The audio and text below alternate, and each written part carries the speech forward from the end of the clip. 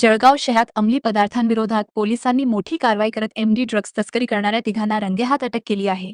अजिंठा चौफुली परिसरात मध्यरात्री करण्यात आलेल्या या सिनेस्टाईल छापेमारीमुळे शहरातील ड्रग्ज रॅकेटबाबत खळबळ उडाली आहे. स्थानिक गुन्हे शाखा आणि MIDC पोलिसांच्या संयुक्त पथकाला गुप्त माहिती मिळाल्यानंतर अजिंठा चौफुली परिसरात सापळा रचण्यात आला. मध्यरात्री संशयित कार आणि 2 दुचाकीवर छापा टाकण्यात आला. या कारवाईत रईस हारून देशमुख, तौसिफ सय्यद आरिफ आणि कृणाल उर्फ लकी रमेश पाटील या तिघांना ताब्यात घेण्यात आले. पोलिसांनी केलेल्या तपासात आरोपींकडून 16.11 ग्रॅम MD अर्थात मेफेड्रोन हा अंमली पदार्थ जप्त करण्यात आला. याशिवाय 1 कार, 2 दुचाकी आणि 3 मोबाईल फोन असा एकूण 6,53,000 रुपयांचा मुद्देमालही जप्त करण्यात आला आहे.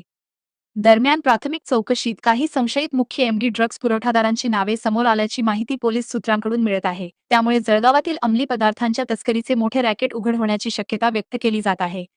या प्रकरणाचा पुढील तपास MIDC पोलीस करत असून या कारवाईमुळे शहरातील ड्रग्ज माफियांचे धाबे दणाणले आहेत.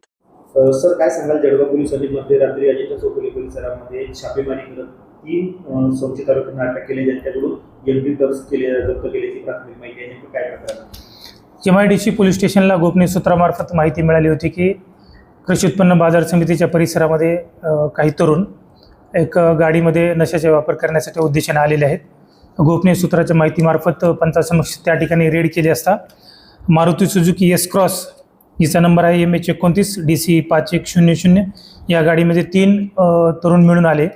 त्या तरुणांची नावे आहेत रईस हारून देशमुख, MIDC एरियामध्ये जो राहतो, तौसिफ सय्यद आरिफ जो पिंपरा हुडको एरियामध्ये राहतोय, आणि कृणाल उर्फ लकी पाटील जो देवीदास कॉलनी जळगावमध्ये राहतो.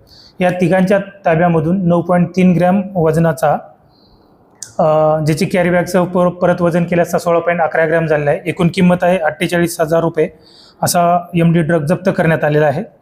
त्याचबरोबर यांच्या विरोधात MIDC पोलीस स्टेशनला गुन्हा रजिस्टर नंबर 477/2026 अंमली पदार्थ विरोधी कायदा 1985 कलम 8 क 22 ब 29 व भारतीय न्याय संहिता कलम 3(5) अनुषंगाने गुन्हा दाखल करण्यात आलेला आहे. सर, या प्रकरणात आणखी काही ड्रग्ज पुरवठादार आहेत ते पोलिसांच्या रडारवर आहेत? बिलकुल, या गुन्ह्याचा आणखी तपास चालू आहे. यातून काही नवीन नावं निष्पन्न होतीलच. सर, या आरोपीची काही पार्श्वभूमी आहे? यामधील रईस आणि तौसिफ यांच्या विरोधात गुन्हे दाखल आहेत. त्याचबरोबर जो तिसरा आरोपी आहे याच्यावर कुठला गुन्हा दाखल नाही आहे. या आरोपीला आज रोजी आपण न्यायालयात हजर केला असता माननीय न्यायालयाने त्यांना 8/6/2026 पर्यंत पोलीस कस्टडी रिमांड दिलेला आहे. पुढील तपास स्थानिक गुन्हे शाखा करत आहे.